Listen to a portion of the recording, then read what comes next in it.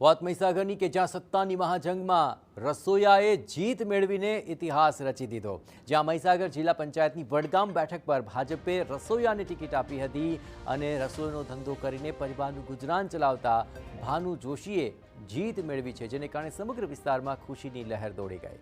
રસોઈનો ધંધો કરતા ભાનુ જોશી મધ્યમ પરિવારના સામાન્ય માણસ છે, સાથે જ આજુબાજુના વિસ્તારોમાં તેઓ પોતાના સરળ સ્વભાવ માટે પણ જાણીતા છે।